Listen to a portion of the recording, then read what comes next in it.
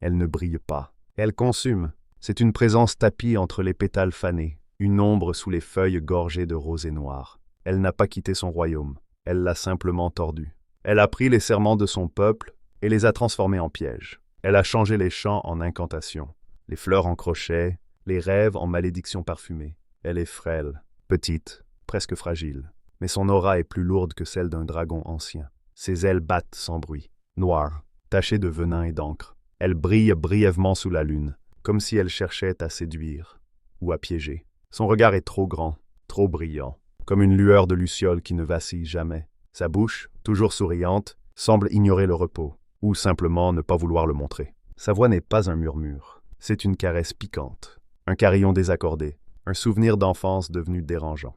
Elle habite les clairières que même les dryades évitent, les endroits où les champignons poussent à l'envers, où l'écorce saigne si on la touche, où les lucioles dansent à reculons. Son monde n'est pas fait de lumière, mais d'intention et d'ombre. Elle collectionne les dettes, les noms qu'on oublie trop vite. Elle n'attaque pas, elle s'infiltre. Elle entre dans les pactes avec un clin d'œil.